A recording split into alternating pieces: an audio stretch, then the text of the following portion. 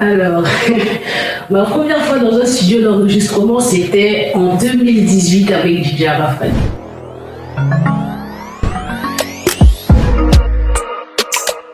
Moi, c'est Ezekiel, Sama, artiste rappeuse, et à l'état civil, je me nomme La Diabaté René Joseph Emmanuela. Alors, j'ai commencé la musique, comme tous les ados, en regardant la télé, en regardant les artistes américains tels que Rihanna, Eminem, et puis voilà. Et ça m'a plu, donc un jour comme ça, j'étais dans ma salle de bain et puis j'ai commencé à chanter. Je me suis dit, quand même, pas mal, j'ai une belle voix. Hein. Et puis j'ai acheté des petits trucs, c'était à l'âge de 15 ans. Je me suis acheté un petit ordinateur et puis j'ai commencé à faire des prises de voix avec un logiciel dont je tairai le nom. Alors, ma première fois dans un studio d'enregistrement, c'était en 2018 avec DJ Arafat. Et c'était chez lui, justement, dans son studio, c'était stressant. Je vous avoue, j'étais très stressée parce que voilà, tout était nouveau pour moi, donc voilà. C'est impressionnant en tout cas. Mais ça c'est bien passé, c'est plutôt bien passé. Au début, c'est vrai que c'était pas facile, mais après, je me suis mise dans le bain. Non, Zidian, ça veut dire guerrier. Voilà, en fait, quand tu fais Zik, ça fait la musique Zik. La Zik, la musique et tout. Et One, c'est du verbe gagner, tu vois. Et quand tu fais la contraction Zik One, ça fait la musique gagnera toujours, ça vivra toujours. Donc c'est un truc de guerrier en fait. Là, pour montrer mon côté lion, surtout que j'ai dit que j'étais la lionne du rap ivoire, donc voilà. Travailleuse et déterminée. Ah oui, mon défaut c'est têtu. C'est-à-dire si je mets quelque chose en tête, on ne peut pas m'enlever. Si je dis c'est ce que je veux faire, c'est ce que je vais faire. Ça veut dire que j'écoute pas forcément. Enfin, j'écoute les conseils, mais quand il y a quelque chose dans ma tête, c'est ce que je veux faire. Donc voilà. Je fonce quitte à aller me taper la tête au mur. C'est une façon de dire. Hein. Quand j'ai quelque chose en tête, il faut absolument que je le fasse. En premier, ça sera avec Eminem. Ensuite, ça sera avec Nicki Minaj. Et en dernier, ce sera avec un artiste ivoirien, d'ailleurs, qui n'est pas rappeur, qui s'appelle Gadi Sélé. C'est DJ Arafat. Mon style, du coup, ça serait un style louchi, un style déterminé, un style bad girl, qui ne lâche rien et tout, voilà. Comme on appelle mon alter ego dans la musique, il s'appelle Petit Boy, justement. Voilà, celui-là, il me permet, c'est comme on appelle... C'est comme mon alter ego. Quand je rentre sur scène, je suis Petit Boy. Quand je sors de la scène, je suis, Emmanuela. D'abord, c'était du R&B. Enfant, c'était chanter. Je chantais, j'aimais beaucoup chanter. J'écoutais beaucoup, comme je dis, du Rihanna, du Céline Dion, tout ce qui est rap, enfin, tout ce qui est gospel, soul et tout. Mais puis R&B aussi. Mais après, le rap est venu comme ça, à moi. En fait, j'ai pas choisi le rap, c'est le rap qui m'a choisi. Sinon, à la base, j'aimais beaucoup chanter, tout en anglais. Ce qui même m'a poussé à apprendre à parler anglais très vite. Parce que quand je voyais les artistes parler en anglais, j'étais là, waouh, oh là là, franchement, j'aimerais être comme elle quand je vais grandir et tout, donc voilà. Je pense que le rap ivoire a évolué depuis que moi je suis rentrée dedans, mais avant moi, il y avait des précurseurs du rap ivoire, ça c'est sûr. Mais je pense que ça a évolué. Plus ça avance, plus ça arrive à un certain stade où tu te dis waouh quand même. Parce qu'en 2018, on n'était pas à ce stade-là. Donc il y a encore, même s'il y a encore du boulot à faire, ça a encore évolué.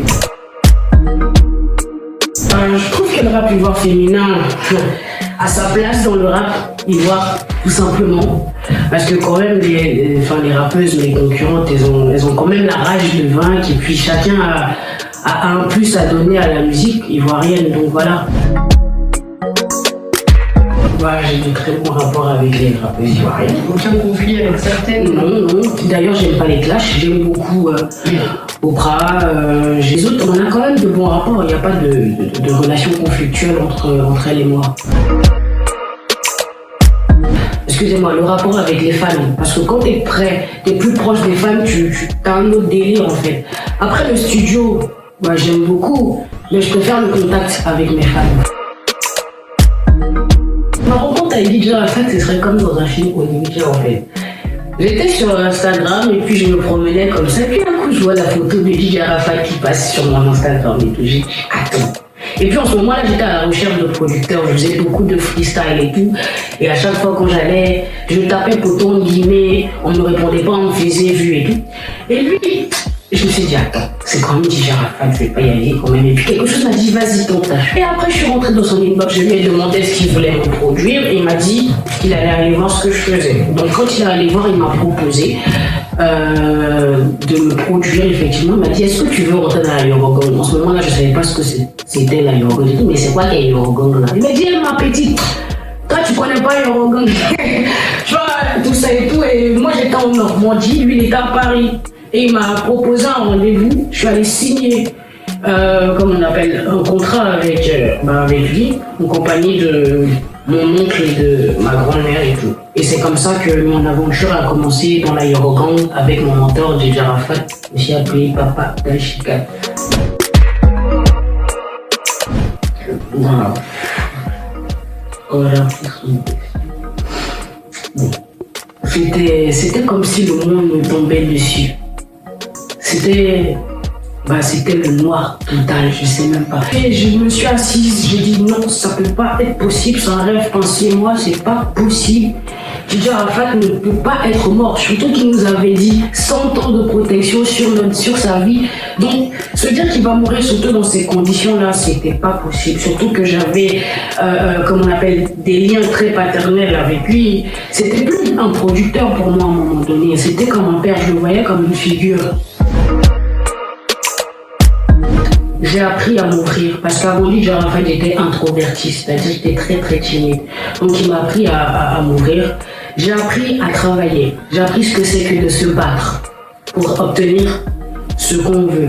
J'ai appris à chasser le stress de moi-même, être une guerrière. J'ai appris à aimer une personne, c'est-à-dire aimer son prochain. Quand je dis aimer son prochain, j'aimais mon prochain avant, mais avec DJ Arafat, j'ai appris le rapport, comme on appelle, entre humains et tout.